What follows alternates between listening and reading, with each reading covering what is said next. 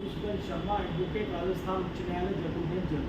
मैं उच्च न्यायालय में प्रैक्टिस करता हूं और ये मामला जब मेरे पास आया तो इस मामले में जब मैं अंदर घुसा तो मुझे पता पड़ा कि इसका बचपन में, इस गीता का बचपन में तो इसका विवाह हुआ था और ये इसकी बेटी है जो शादीला है। इसका बचपन में विवाह हुआ, 98 में इसके पिताजी की डेथ, इसके पति की डेथ हो गई। उसके बाद इसको पियर वाले दबाव में लाके, ससुराल वाले भी हमारे साथ बैठे, वो ससुराल वाले उन पे दबाव बना के इसको पियर ले आए और पियर लाके और मकान खरीदने के लिए बरगलाया ससुराल वालों को।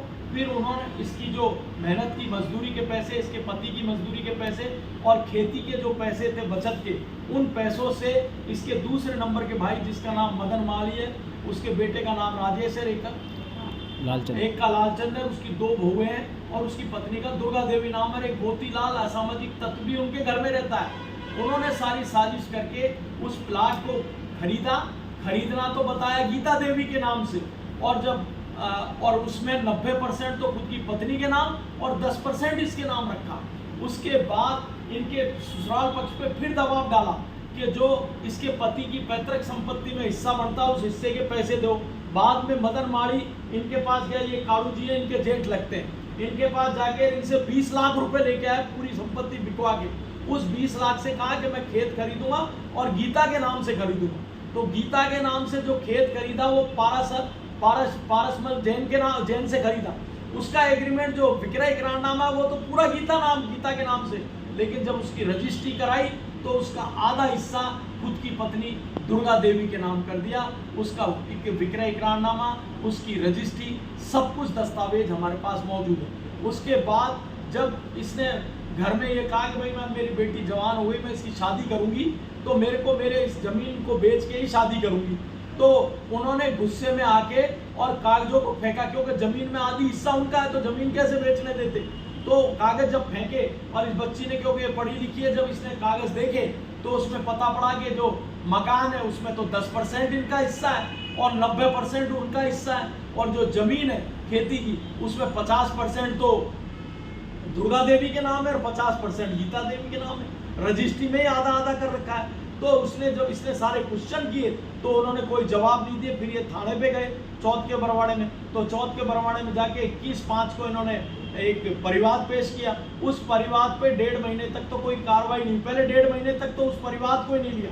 उसके बाद जब 21/5 को पेश कर दिया तो उस पर मदन सिंह नाम का हेड कांस्टेबल उसमें जांच अधिकारी नियुक्त हुआ, जिसने कुछ नहीं किया और मदन माली के साथ मिलके मिलीभगत करके मामले को खत्म कर दिया। उसके बाद जब ये परेशान ज़्यादा हो गई तो मेरी मार्फत इन्होंने सवाई माधोपुर में इस्तिगासा दर्ज कराया। 420, 406, 467, 68, 71, 120B, 384, 385, 504, 506, 509 और पूरे गांव में इनको लज्जाजनक शब्दों से और कहते हैं। जो इनकी मदद करते हैं उनको इसी का भाई उनका खसम बना देता बेटी का, या तो इसका खसम बना देते हैं या इसका खसम। इसकी बेटी की, एक तो इनके पड़ोसी उनका बच्चा मदद कर रहा है, एक ये है जो इनकी मदद कर रहे हैं, मतलब मॉनिटरी जो सारी भी मदद कर रहे हैं या किसी भी तरीके की जो मदद कर रहे हैं उन सबको इनका खसम बना देते हैं। इसलिए इसमें 509 लगी। उस 509 में 164 के बयान अभी तक नहीं हुए। उसके बाद जब FIR दर्ज हो गई 24/7 को जब FIR दर्ज हो गई, 24/7 से लेके अभी तक पुलिस ने कोई कार्रवाई नहीं करी। उसके बाद जब हमने 210 की एप्लीकेशन लगाई प्रोग्रेस रिपोर्ट मंगाने के लिए, तो प्रोग्रेस रिपोर्ट मंगाने पे तो थाने से FIR आई, मतलब 9 दिन बाद, कोर्ट के आदेश के बाद 9 दिन बाद FIR दर्ज की। जब 210 पे FIR दी और बोला कि साहब इसमें हरबीर सिंह SI को हम जांच दे रहे, जो चौकी प्रभारी है सिवाड़ का। उसके बाद जब दोबारा हमने 210 की एप्लीकेशन लगाई तो उन्होंने कहा कि साहब इसमें हमने ये कर लिया, इतने बयान ले लिए, नक्शा मौका बना लिया, ये कर लिया, और अब हम इसके 164 के बयान और कराएंगे। इसके बाद हरबीर सिंह का 24/8/2023 को ट्रांसफर हो गया।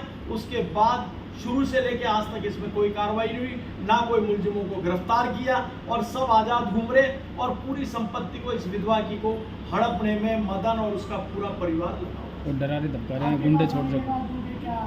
मेरे पास आने के बाद ये इस्तिगासा हुआ। इस्तिगासे में सारे बयान इनके पुलिस में मैंने जाके खुद ने कराए। इनके सबके बयान हो चुके हैं पुलिस में 161 के, और उसके बाद नक्शा मौका हो चुका, लेकिन पुलिस अभियुक्तों के खिलाफ किसी तरीके की कोई कार्रवाई नहीं कर रही। मतलब वो पुलिस और उनके बीच में साजबाज हो चुकी है।